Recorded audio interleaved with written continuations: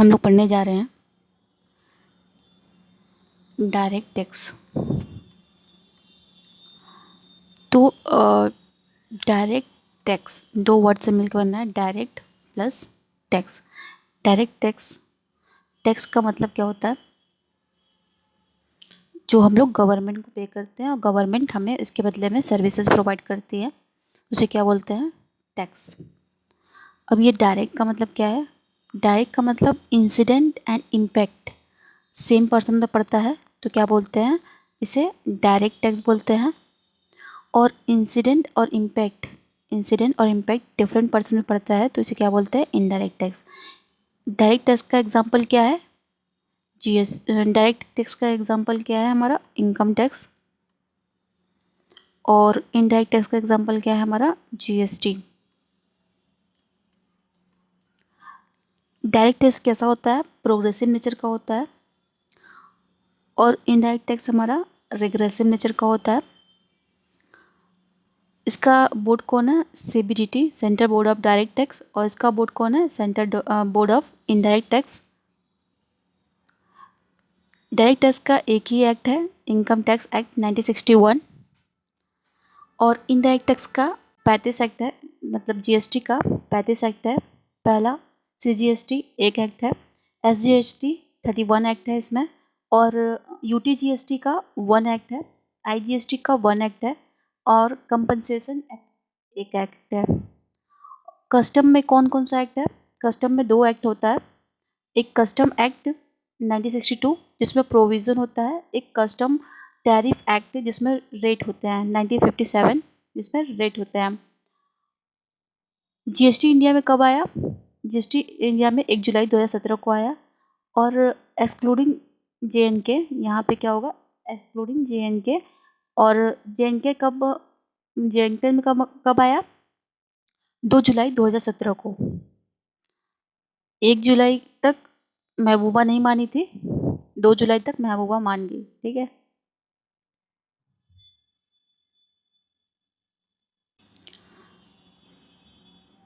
Income tax act और income tax law में दोनों में डिफरेंस क्या है?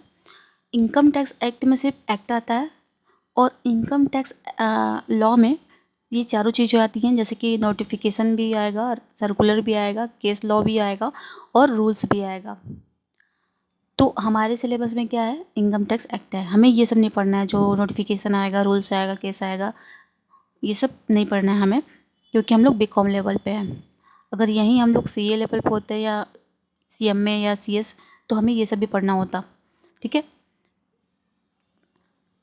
एक्ट में क्या होता है? एक्ट हमें बताता है क्या करना है और क्या नहीं करना है, और रूल्स हमें क्या बताता है? उसे कैसे करना है।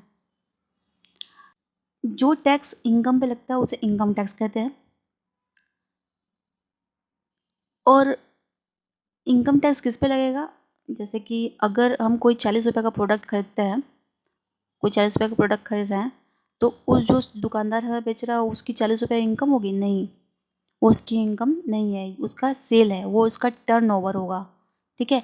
तो इनकम माइनस एक्सपेंसेस, उसे इनकम कहेंगे। और इनकम टैक्स एक्ट में हमें नेट इनकम पे टैक्स पे करना होता है, ग्रॉस इनकम पे नहीं। अब ये ग्रॉस इनकम क्या होता है और नेट इनकम क्या होता है? जैसे कि मान लीजिए हमारा सैलरी है 5 लाख, मेरी इनकम फ्रॉम हाउस प्रॉपर्टी है 1 लाख, और अदर सोर्स से इनकम है 3 लाख, और ऐसे ही मेरे इनकम करते करते 20 लाख हो गई है, ठीक है। अब देखिए, ये मेरी क्या है? इनकम है, और मैंने एलआईसी कराया, एक एक्सपेंसेस हो गया, इसको माइनस कर दिए। इसी तरह हमारे 20 लाख इनकम है, और इसमें से एलआईसी माइनस हो गया, 1 लाख माइनस हो गया, 18,50,000 आया। अब हेल्थ इंश्योरेंस कर लिए हम 2,40,000 का। इसी तरह पीपीएफ कर लिए, एफडी कर लिए, तो ये सारी चीज़ें क्या होगी? माइनस होगी। देखिए, जैसे कि हमारा सैलरी है 5 लाख, और हमारी फिक्स डिपॉजिट से 1 लाख मुझे मिलती है, और अदर सोर्स से हमारा 3 लाख से आता है। इसी तरह मिला के मेरा 20 लाख रुपया इनकम हो गई। तो जैसे कि इसमें कुछ एक्सपेंसेस भी हुआ, जैसे कि मैंने LIC कराया 1.5 लाख का, और हेल्थ इंश्योरेंस कराया 2,40,000 का, हेल्थ इंश्योरेंस कराया 2,40,000 का, PPF में पैसा डाला, FD में पैसा डाला, ये सारी चीज़ें क्या हो जाएंगी, माइनस हो जाएंगी। तो जो हमारा इनकम आएगा वो नेट इनकम कहलाएगा। इनकम टैक्स का इनकम अलग होता है और कंपनी सेट का इनकम अलग होता है। अगर हम लोग कंपनी का देखें, शेड्यूल 3 के अनुसार हम लोग जो टेबुलर वाला बनाते हैं PL, तो उसमें एक इनकम का कॉलम होता एक इनकम का होता है। पहले इनकम कैलकुलेट कर लिया जाता है, फिर एक्सपेंसेस कैलकुलेट कर लिया जाता है। तो उसमें जो आता है हमारा प्रॉफिट, नेट प्रॉफिट, वो हमारा इनकम कहलाता है। बट कंपनीज एक्ट में पहले पूछता है, इसमें कहीं से भी आया इनकम वो ऐड कर लिया जाता है, सारा मिक्स रहता है, PGBP का, सैलरी का, और कहीं से भी आएगा तो वो मिक्स रहता है उसमें इनकम। बट इनकम टैक्स में क्या है कि इनकम की 5 हेड हो गई हैं, जैसे कि सैलरी का, HP का, PGBP का, कैपिटल का, अदर सोर्स का, ये सारी चीज़ों के। तो इनकम जब इनकम टैक्स में आएगा तो वो उससे पूछेगा कि इनकम भाई तुम कहाँ से आए हो, तुम सैलरी से आए हो या PGBP से आए हो या HP से आए हो। सैलरी मतलब आप सभी जानते होंगे, जैसे कहीं काम करते हैं वहाँ से हम लोग सैलरी पाते हैं। HP मतलब HP हाउस प्रॉपर्टी और रेंटल इनकम, जैसे कि हमारा कोई घर है बड़ा सा, उसको रेंट पे दिए हैं, उससे हमें रेंट मिल रहा है। PGBP मतलब बिजनेस एंड प्रोफेशन, मतलब अगर हमारा कोई बिजनेस है या प्रोफेशन है वहाँ से कोई इनकम हो रही है तो वो यहाँ जाएगी। कैपिटल गेन मतलब अगर हम लोगों ने अपना प्रॉपर्टी बेचा है या ख़रीदा है कोई प्रॉपर्टी, तो वो यहाँ से आएगी, बेचने पर ही होगा कैपिटल गेन। और अदर सोर्स जो कहीं नहीं जाएगा वो अदर सोर्स में जाएगा। इनकम का आने का सोर्स कहीं से भी हो सकता है, ठीक है। इनकम में देखिए, इनकम टैक्स जब देना पड़ा लोगों को तो लोग क्या करने लगे कि अपनी इनकम अपने रिलेटिव में ट्रांसफ़र करने लगे, जैसे ब्रदर को ट्रांसफ़र करने लगे, वाइफ को ट्रांसफ़र करने लगे, सिस्टर को ट्रांसफ़र करने लगे।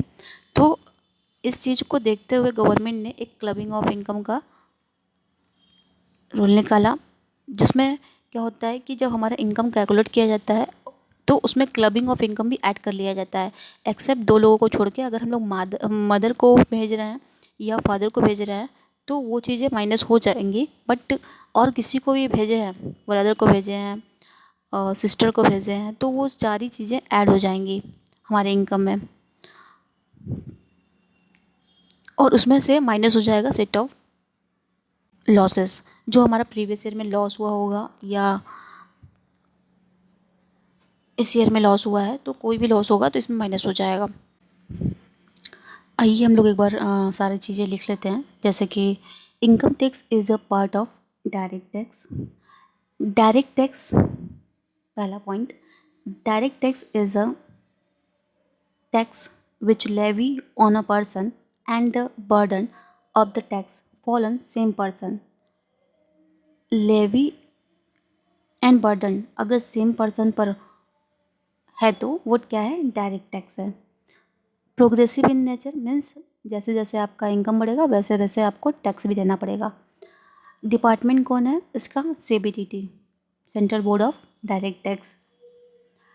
Income tax, tax on income, income किस पे लगता है, टैक्स किस पे लगता है, इनकम में लगता है। वो इनकम कैसा होगा, ग्रॉस टोटल इनकम और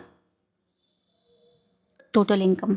ग्रॉस टोटल इनकम किसे कहेंगे, जब हेड्स ऑफ इनकम का होगा plus clubbing minus head set of losses, ये होगा तो ये क्या होगा, gross income.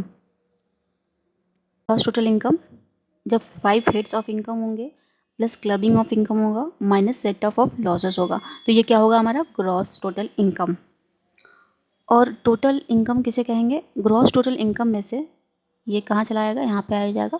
Gross total income में से हमारा डिडक्शन माइनस हो जाएगा under section 80C to 80D, ये हमारा आ जाएगा टोटल इनकम। अब इनकम का सोर्स कहीं से भी हो सकता है आने का, ठीक है, लेकिन डिस्ट्रीब्यूट किस में होगा, इन 5 हेड में। कौन कौन से, सैलरी सेक्शन 15 से 17, हाउस प्रॉपर्टी सेक्शन 22 से 27, पीजीपीपी से 28, पीजीपीपी में 28 से 44 D B 44 D B. Capital gain में सेक्शन 45 से 55, कैपिटल गेन में 45 से 55 ए तक। अदर सोर्स में सेक्शन 56 से 59।